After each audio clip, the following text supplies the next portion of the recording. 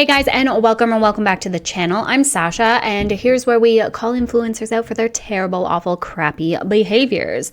Today I have another failed adoption influencer trying to buy a baby story for you guys, and it's about Lynn's Jax on TikTok, who recently went through her third failed adoption. And it's very obvious that these people were just trying to buy a newborn baby and aren't focusing on the child, aren't focusing on literally anything important when it comes to adoption. And we're going to talk about it. Let's go, guys. So on the tails of discussing Adelaide White and her buying a baby and stuff, when this popped across my feed, I was like, oh, interesting. This will be a really interesting one to bring to you guys. And I want you guys to let me know what you think down below in the comments, because I have a feeling that some of you are going to have some strong opinions against this one, as do her comments on TikTok. So we're going to go ahead and watch the 3 parts, and then we're going to also watch another video where she's kind of trying to like walk things back a little bit. But overall, the general consensus is that she was low-key trashing the bio mom, and it wasn't child-centered. She's using a baby to heal her infertility, and you know, all the chitter chatter that we see with these types of influencers. So let's go ahead, watch part 1, and then we will discuss. We were sitting in the hospital room. The baby's father looked at me and said, "So, are you excited?" And I remember pausing and thinking, that's kind of a strange question for me to answer. Here I am, of course I'm excited, but also feeling very cautious. How was I supposed to answer this question? Because adoption starts from loss, and they were about to lose their child, and I was the one that was going to be taking their child away. So there's this weird juxtaposition in the hospital room where joy and grief are sitting side by side. And something I had never heard anyone talk about before was how to best navigate the dynamic in the hospital room with the birth parents. Originally, the plan was that the birth mom and her sister would be at the hospital and we would be in the delivery room. And here I was speaking to this 18-year-old birth father who wasn't even supposed to be there, but the baby happened to be born on a Saturday where he didn't have to work. So he ended up coming to the hospital later that afternoon. Because there's this 48-hour waiting period, everything sits with this really heavy tension for 2 days while the baby goes back and forth between the rooms. On one hand, you want them to have time with their baby because they're about to experience such loss. And you want your child to know that the birth parents love them enough to hold them and take care of him. At the same time, you start to feel this protectiveness growing in you because this is your baby and you want to bond with him. So who holds the baby? How long does the baby stay in your room? Is it okay to ask for the baby back? Who's making the medical decisions? It's such a complicated and emotional space to sit in. I'll share later the signs that I could have recognized that this might be going in the other direction than all of us had originally planned. Okay, apologies. I don't know when my camera exactly glitched there, so we'll figure it out. Right off the hop with that first video, a lot of people are commenting on the fact that she's calling the biological mother the birth mom and are really icked out by that, because a birth mom doesn't become a birth mom until after she relinquishes her rights and signs her baby away. And another thing that a lot of people in her comment section are calling her out is the fact that the dad saying that wasn't necessarily weird, and why are you upset that he's there? Like, I know it was unexpected. And then on top of that, the going back and forth between the rooms, there are a lot of adoptees and adoptive parents who are in the school of thought that the adoptive parents shouldn't be at the hospital with the birth mom and dad, because that adds a level of pressure and coercion behind everything that just isn't needed in those first 48 really emotional hours when the mom and dad are making the final decision as to whether or not they're going to give up their baby for adoption. Which again, I circle back to the fact that drop cases, which this kind of sounds like it might have been, no, this one had a birth plan. Anyway, doesn't matter. I find that that turnaround period, especially with drop cases, is really, really fast, and just it can't be done in a healthy and ethical way. Now, this mom absolutely has the right to change her mind. She thought she was going to be overwhelmed, unsupported, and just couldn't handle a second baby while her husband was deployed. so be it, whatever. But the fact that you have this woman here who's like, oh, well, it's my baby, so I'm getting protective over it and yada, yada. No, it's not your baby. You have not adopted it. You have no rights. So you don't even have rights for like medical or anything. You have no rights. So sitting here with all of this entitlement really icked people out. So let's go and look at part 2 where she discusses the red flags. Looking back, I'm still trying to figure out if these were red flags or if this was just us being paranoid. We were working with 18 and 19-year-old birth parents that we had never met before, and the birth mom had been counseled by the agency back in December and started creating this adoption plan. The baby was due at the beginning of February. The birth mom already had a 1.5-year-old, and her husband was getting ready to enlist in the Navy, which meant she was going to mostly be raising her son by herself, pretty much as a single mom. She told us that she chose adoption because she didn't feel like she had the resources or the mental capacity at 19 years old to raise 2 kids. At the time, all of this made sense to us. But when we got to the hospital, little things started happening. The birth father ended up staying at the hospital all weekend, even though originally he had said he wouldn't be able to be there at all. When we asked our caseworker, how are we to best navigate the back and forth, she said, the baby will stay with you, and when the mom wants to see the baby, she'll just ask the nurse for the baby back. That all sounded fine. But then they started keeping the baby in the room for 5 or 6 hours at a time while we were just in the other room just sitting and waiting. And then her family members started showing up to the hospital and just hanging out in their room for hours. After being in the hospital for 36 hours, the birth mom kept asking about being discharged before the 48-hour wait period she was going to sign, which meant she would either need to sign a third-party release form for the agency to have custody of the baby, or she leaves the hospital with the baby and then she would sign the next day. So you tell me, honestly, would you have seen those as red flags? Because when the hospital caseworker walked out of the birth mom's room after interviewing her, we immediately knew something was wrong. So, okay, so there's part 2, and she talks a little bit about how the mom was feeling unprepared and stuff like that, which I think being scared about having 2 under 2 and doing it alone isn't necessarily a reason to put your baby up for adoption, but that's just me. And they're also very young, 18, 19 years old, of course. But oh, what was I going to say? What did she say in there? How are we going to navigate with the back and forth? Oh yeah, the red flags. So the birth dad staying at the hospital all weekend to support his partner who just birthed the baby, and his baby is a red flag. That's not a red flag. If he had the weekend off, the baby was born on the weekend, of course he's going to stay there and support his wife or partner, whatever, who just went through birth. Why is that a red flag? That makes no sense. And then I guess they were supposed to have the baby in their room, but the birth parents keeping the baby in their baby, the bio parents keeping their baby in their room for long periods of time was a red flag. Now, there's so much nuance to this, but this is where I think I agree with people in saying that the adoptive parents probably shouldn't be at the hospital room. They shouldn't be there for those first 48 hours so that the bio parents can make an informed decision, so that they can see and make an informed decision without that pressure or coercion or literally anything coming from the adoptive parents who are looking at them with puppy dog eyes, you know? So part 3. Our adoption fell apart because of a conversation that we weren't even in the room for. Before a birth mom is discharged, a social worker has to have a conversation with her to make sure she understands her rights and isn't being pressured in any way, and that the adoption plan is truly her decision. The caseworker asked the birth mom if she felt comfortable answering the questions in front of her family. Now, this birth mom was what I would call a yes girl. She never voiced her own opinions. She was always looking to defer to anybody else to make decisions. So of course she said yes, not realizing the kind of questions that she was about to be asked. Then the caseworker starts asking her things like, do you have family support? While she's sitting in the room in front of her own family.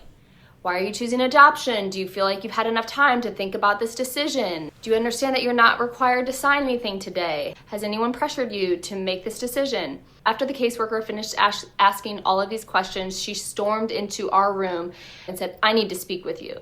They stepped out of the room into the hallway, and my husband ran up to the door to listen to see what was happening. He heard the counselor saying, "You've had 10 minutes with her and you chose to ask her very personal questions in front of her family that has now compromised her decisions and influenced her. And you're making a formal decision that she can parent based off those 10 minutes?" She was mad. She said, "I've been working with her for the last 3 months and she has repeatedly told me that she is not physically or mentally in a place that she can handle this."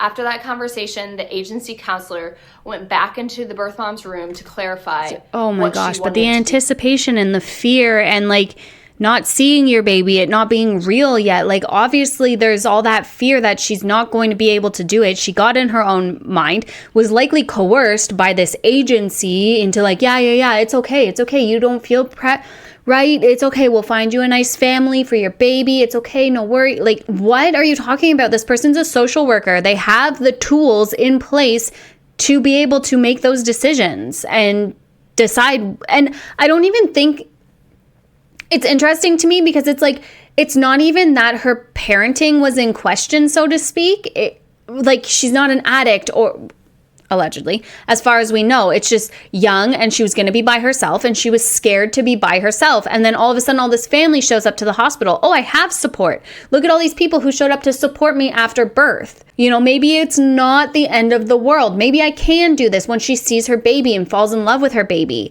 So it's just, I don't know. It is so nuanced. To clarify what she wanted to do moving forward. The birth mom said she just wanted to be discharged from the hospital. She was ready to go and leave. And however she needed to do that, she was willing to. The caseworker told her the only way she could leave the hospital was to take the baby home with her, which just wasn't true. So she agreed to take the baby home with her that night, and she said she would sign her relinquishment papers in the morning. Meanwhile, we obviously got discharged too. We went to a hotel and watched the Super Bowl and waited for the dreaded call the next day. She had decided to parent. Go figure.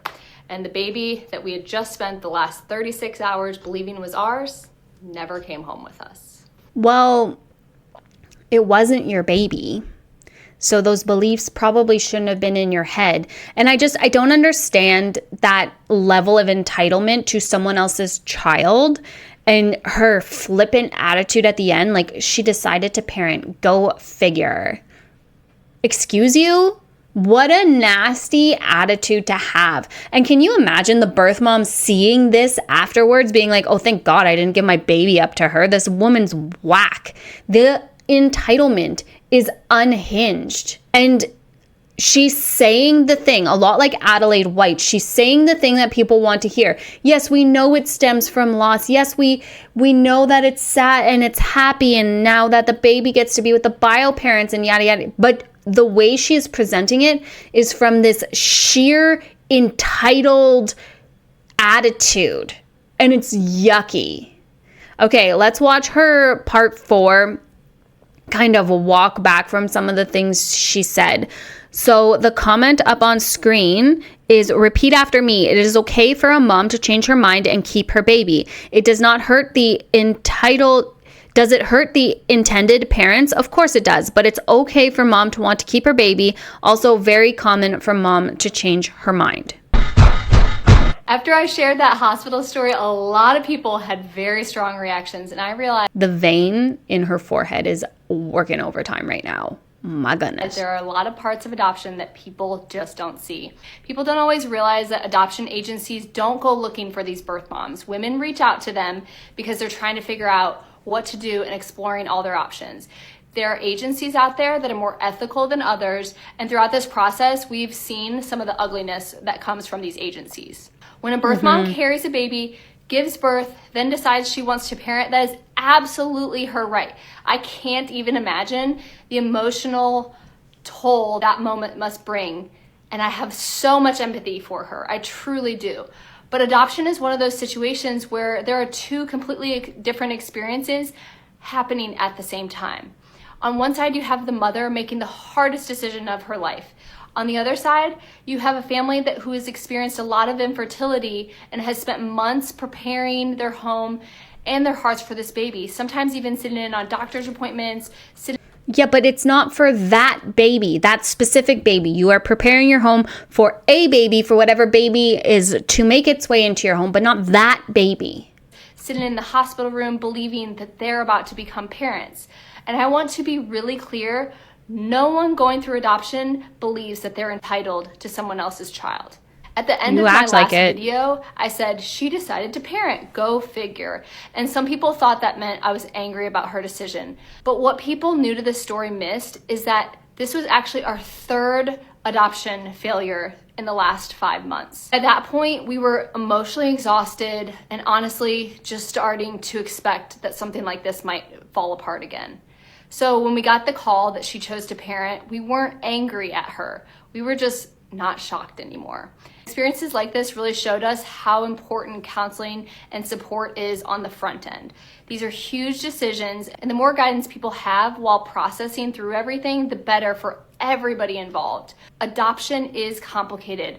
A birth mom choosing to parent can absolutely be the right decision for her and her baby, and it can still be heartbreaking for the family who hoped to bring that child home. What I do stand on is that God is still in control, He is still writing our story, and He placed on our hearts the desire to be parents through adoption.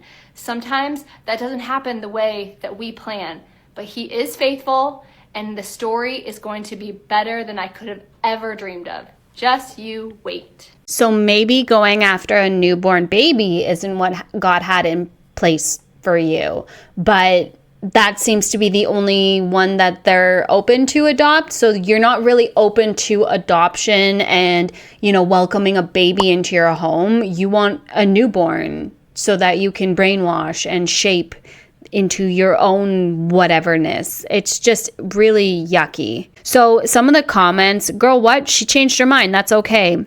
It would be easy to have more empathy if the entitlement wasn't so incredibly strong. Also, infertility, IVF, mom, adoption isn't a cure to your infertility. As someone who's gone through infertility, I think you would have more empathy. You seem to have very little empathy.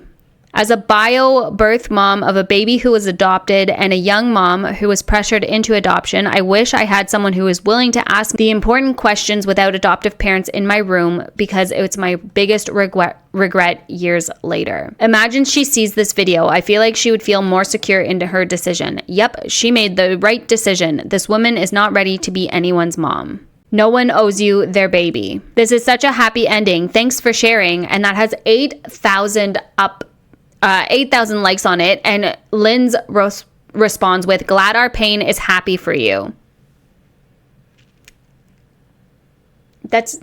See, again, you're only focusing on you, on yourself. It is so blatantly obvious through you can smell the entitlement. It reeks.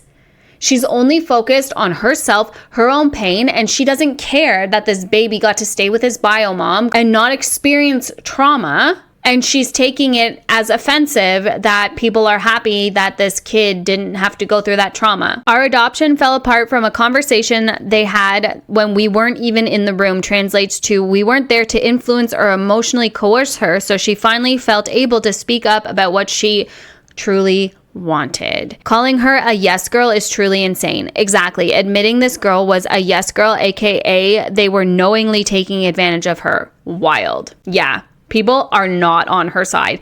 I scrolled through on these 4 videos, the top few comments, and none of them are supportive. As an adoptee, you're not the victim. Nothing was settled yet. The mother is allowed to change her mind. Adoptee here as well came here to say this. I don't think I like your tone, especially that go figure remark. Very nasty spirited, very demeaning and condescending about the mother. That social worker definitely picked up on something. Yeah, no doubt. If this is your response to her deciding to keep her baby, you're not ready to adopt. Hope that helps. As an adoptee, I stand with the birth mother. How does someone who plans to potentially adopt a child bash a birth mother for making a decision that was right for her? I get that you're angry, but there are other ways to handle this. Yeah, no kidding. She chose to parent. Go figure. Go figure? That's incredibly rude. She had every right to go back on her decision. Yes, of course she had every right, but she should do what is right for her physical and mental health and what is the right thing for the baby, not what she felt pressured to do or believed was expected of her. This is very tone deaf.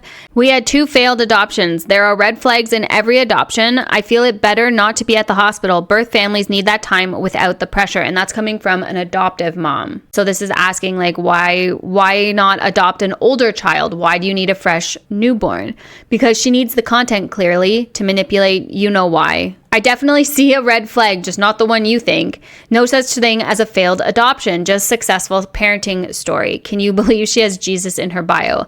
LOL, it's the most believable thing I've heard all day. Why are you calling the mother the birth mom? She's that child's only mother. A mother deciding to keep her child is not a red flag. This is dystopian. I saw part 3 first and then came to watch all. Is this rage bait? Is this performance art? I really hope it is. It's so out of touch and entitled. I want it to be fake, but I think she's serious. Best comment. I literally had the same thought, vile either way. And so this is going back to her the bio dad asking if she was excited. That's not a weird question. He was being nice, wanting to keep morale up because he understood how heavy this would be for all of them. Plus, let's not forget, he's 18. He's so young. He was probably just trying to be friendly and make conversation to the best of his ability. Yeah, exactly. As an adoptee, I don't think adoptive parents should be involved until the papers are signed and the birth parents are able to make that decision without feeling any kind of pressure. I, of course, understand wanting to meet each other and for all the reasons you can think of, but it's such a complex issue with being in the hospital for this. I think it's better for all parties if the adoptive parents aren't involved until relinquishment is settled. Your feelings of loss are valid, but there's joy for keeping this family together. You will have the baby you're meant to have when it's time. One of my sons was adopted, and the 72 hours the adoptive parents and me were together in the hospital was amazing, with absolutely no tension because I was fully aware and had been counseled enough to be confident in my choice, and they were amazing people. I think you and your energy may have played a huge role in their decision. Absolutely, exactly. I don't 100%. 3 times and it didn't happen. I'd take that as a sign to go a different route. I think if I had 3 moms change their mind after meeting me, I'd be reassessing myself, not holding hatred towards the mother wanting to parent their own child. Exactly. Adoption is not about the adoptive parents. It's not about you, like at all. It's about the child. I don't think she ever thinks about anyone other than herself.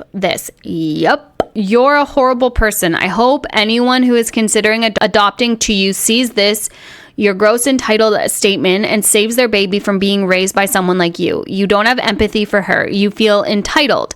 Your experience means nothing. I don't care that you prepared your heart for someone else's baby. Way to calm the backlash. I'm calling it now. 10 to 15 years, you'll be the next Ruby Frankie. Same vibes. So that is what's going on with Lynn's here.